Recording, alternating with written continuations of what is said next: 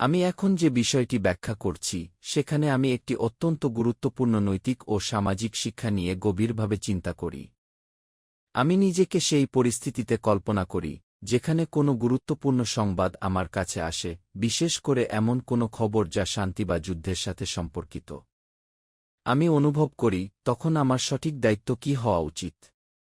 আমি উপলব্ধি করি আমার উচিত হতো এই সংবাদটি নিজে থেকে ছড়িয়ে না দিয়ে তা নিয়ে যাওয়া নবী মুহাম্মদ সাল্লাল্লাহু আলাইহি ওয়াসাল্লাম এর কাছে বা সেই সব দায়িত্বশীল ব্যক্তিদের কাছে যাদের উপর নেতৃত্ব ও সিদ্ধান্ত নেওয়ার দায়িত্ব অর্পণ করা হয়েছে, যাদেরকে বলা হয় উলুল আমর। আমি বুঝি তারাই এই সংবাদ যাচাই করতে পারতেন, এর ভেতরের সত্যতা অনুধাবন করতে পারতেন এবং সঠিক সিদ্ধান্তে পৌঁছাতে পারতেন।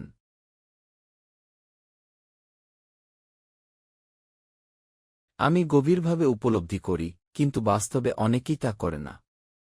আমি দেখি তারা খবর যাচাই না করেই ছড়িয়ে দেয়, ফলে মানুষের মধ্যে অযথা ভয়, আতঙ্ক এবং বিশৃঙ্খলা সৃষ্টি হয়। আমি নিজেকে প্রশ্ন করি, আমি কি কখনো এমন কাজ করেছি যেখানে আমি যাচাই ছাড়া কিছু ছড়িয়ে দিয়েছি? আমি বুঝি এটি একটি বড় দায়িত্বহীনতা।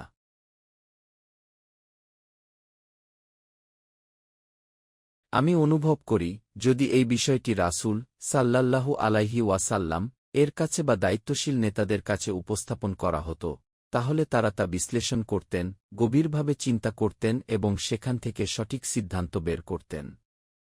আমি উপলব্ধি করি এই প্রক্রিয়াকে বলা হয় ইস্তিমবাত, অর্থাৎ কোনো বিষয় থেকে গভীরভাবে বিশ্লেষণ করে সঠিক সিদ্ধান্তে পৌঁছানো। আমি বুঝি এটি সবার কাজ নয়, বরং যারা জ্ঞানী ও দায়িত্বশীল তাদের কাজ।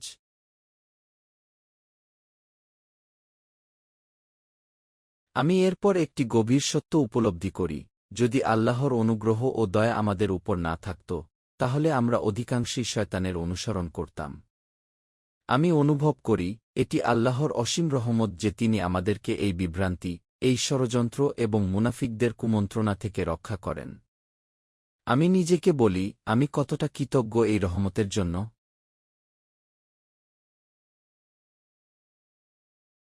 আমি এরপর একটি অত্যন্ত শক্তিশালী নির্দেশনার দিকে মনোযোগ দিই, যা আমার অন্তরকে নাড়িয়ে দেয়।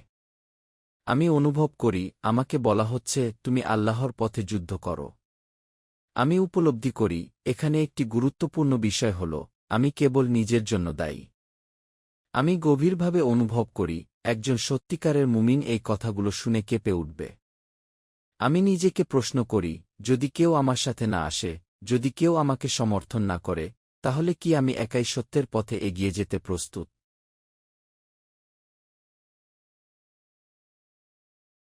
আমি উপলব্ধি করি আমাকে শেখানো হচ্ছে যে আমি অন্যদের ওপর নির্ভর করব না।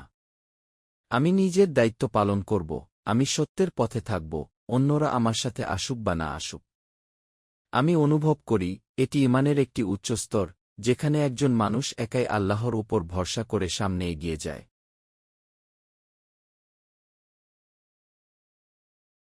আমি এরপর হজরত মুসা আলাইহিসসালাম এর একটি ঘটনার কথা স্মরণ করি।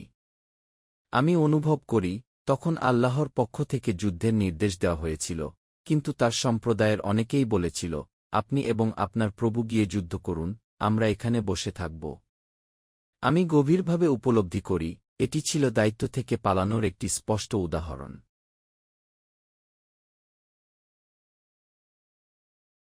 আমি নিজেকে প্রশ্ন করি আমি কি সেই মানুষদের মতো যারা দায়িত্ব এড়িয়ে চলে, নাকি আমি সেই মানুষদের মধ্যে থাকতে চাই যারা একাই হলেও সত্যের পথে অটল থাকে?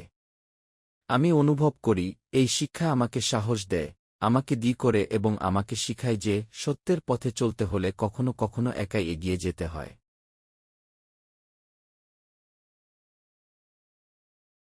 এইভাবে আমি পুরো বিষয়টি নিজের ভেতরে গভীরভাবে বিশ্লেষণ করি এবং উপলব্ধি করি ইসলামের শিক্ষা আমাকে শুধু জ্ঞান দেয় না, বরং আমাকে দায়িত্বশীল, সচেতন এবং দ্বিচেতা মানুষ হিসেবে গড়ে তোলে। আমি আল্লাহর কাছে দোয়া করি যেন তিনি আমাকে সেই শক্তি দান করেন যাতে আমি সত্যের পথে অবিচল থাকতে পারি, অন্যরা পাশে থাকুক বা না থাকুক। আমি এখন যে বিষয়টি ব্যাখ্যা করছি সেখানে আমি একটি অত্যন্ত গভীর ও শিক্ষণীয় ঐতিহাসিক এবং আধ্যাত্মিক বাস্তবতা নিয়ে চিন্তা করি।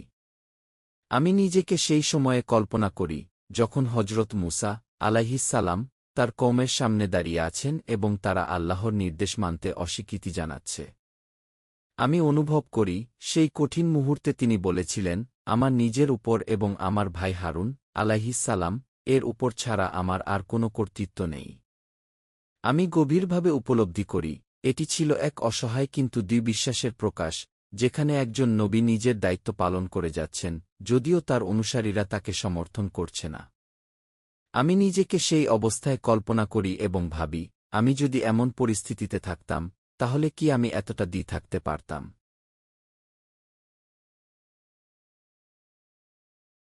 আমি এরপর এই ঘটনার সাথে আরেকটি গুরুত্বপূর্ণ নির্দেশনার মিল খুঁজে পাই, যেখানে আমাকে বলা হচ্ছে, হে মুহাম্মদ সাল্লাল্লাহু আলাইহি ওয়াসাল্লাম, আপনি নিজেই এগিয়ে যান, আপনি নিজের জন্যই দায়ী থাকবেন। আমি অনুভব করি, এই নির্দেশনা আমার অন্তরকে নাড়িয়ে দেয়। আমি উপলব্ধি করি, এখানে আমাকে শেখানো হচ্ছে যে, আমি অন্যদের উপর নির্ভর করে বসে থাকতে পারি না। আমি নিজের দায়িত্ব পালন করব, আমি সত্যের পথে এগিয়ে যাব, অন্যরা আমার সাথে আসুক বা না আসুক। আমি গভীরভাবে অনুভব করি, এটি ঈমানের এক উচ্চতম স্তর, যেখানে একজন মানুষ একাই আল্লাহর ওপর ভরসা করে এগিয়ে যায়।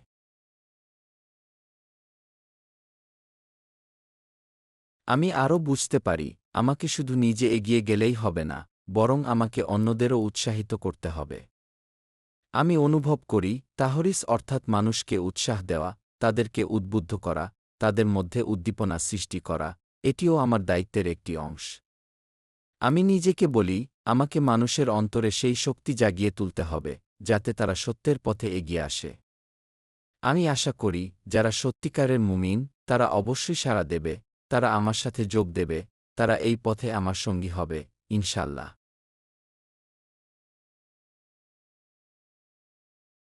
আমি এরপর আল্লাহর এক মহান প্রতিশ্রুতি নিয়ে চিন্তা করি।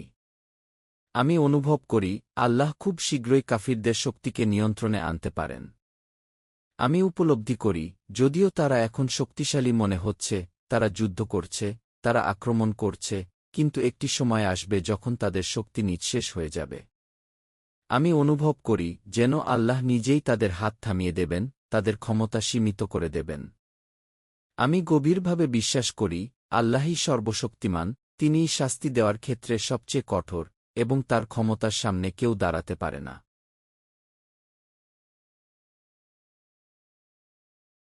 আমি এরপর মুনাফিকদের একটি বাস্তব সামাজিক দিক নিয়ে চিন্তা করি। আমি অনুভব করি, মদিনার সেই সমাজ ছিল গোত্রভিত্তিক, পারিবারিক বন্ধনে আবদ্ধ। আমি নিজেকে সেই সমাজের একজন সদস্য হিসেবে কল্পনা করি। আমি ভাবি, যদি আমি একজন সত্যিকারের মুমিন হই, কিন্তু আমার ভাই বা নিকট আত্মীয় একজন মুনাফিক হয়, তাহলে আমি কি করব? আমি উপলব্ধি করি, তখন অনেকেই রাসূল সাল্লাল্লাহু আলাইহি ওয়াসাল্লাম এর কাছে এসে বলত, হে আল্লাহর রাসূল, তাকে ক্ষমা করে দিন, সে আমার ভাই, সে আমার আপনজন। সে ভুল করেছে, কিন্তু সে আপনাকে ভালোবাসে। আমি অনুভব করি, এটি মানুষের স্বাভাবিক আবেগ, যেখানে আত্মীয়তার বন্ধন সত্যের বিচারকে প্রভাবিত করে।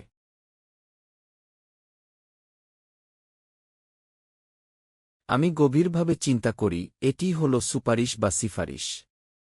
আমি উপলব্ধি করি, মানুষের সমাজে এটি একটি সাধারণ বিষয়, একজন আরেকজনের জন্য সুপারিশ করে, সাহায্য করতে চায়। কিন্তু আমি বুঝতে পারি, এই সুপারিশ সবসময় সঠিক নাও হতে পারে। আমি অনুভব করি, এটি কখনো ন্যায়সঙ্গত হতে পারে, আবার কখনো অন্যায়ও হতে পারে।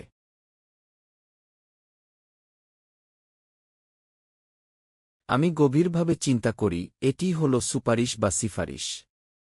আমি উপলব্ধি করি, মানুষের সমাজে এটি একটি সাধারণ বিষয়, একজন আরেকজনের জন্য সুপারিশ করে, সাহায্য করতে চায়। কিন্তু আমি বুঝতে পারি, এই সুপারিশ সবসময় সঠিক নাও হতে পারে। আমি অনুভব করি, এটি কখনো ন্যায়সঙ্গত হতে পারে, আবার কখনো অন্যায়ও হতে পারে। আমি এখন যে বিষয়টি ব্যাখ্যা করছি, সেখানে আমি মানুষের সামাজিক ও নৈতিক জীবনের একটি অত্যন্ত গুরুত্বপূর্ণ দিক নিয়ে গভীরভাবে চিন্তা করি, আর সেটি হল সুপারিশ বা সিফারিশ করার বিষয়।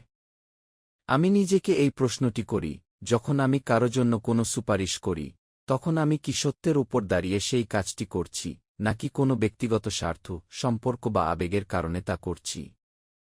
আমি উপলব্ধি করি, যদি আমি একটি ভুল সুপারিশ করি, যদি আমি এমন কারো পক্ষে দাঁড়াই যে আসলে সত্যের উপর নেই, তাহলে এর দায়ভার আমাকে বহন করতে হবে। আমি অনুভব করি, এটি শুধু একটি সাধারণ ভুল নয়, বরং এটি একটি নৈতিক বিচ্যুতি, যার জন্য আমাকে জবাবদিহি করতে হবে।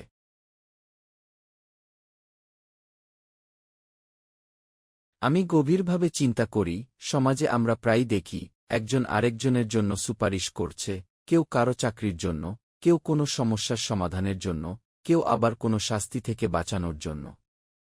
আমি উপলব্ধি করি, এই সুপারিশ যদি সঠিক হয়, যদি তা ন্যায়বিচারের ভিত্তিতে হয়, তাহলে এটি একটি ভালো কাজ।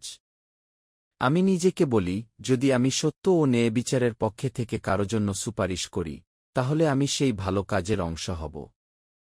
আমি অনুভব করি, এতে আমি আল্লাহর পক্ষ থেকে সওয়াবের একটি অংশ পাব, কারণ আমি সত্যকে সমর্থন করেছি, আমি ন্যায়বিচারের পাশে দাঁড়িয়েছি।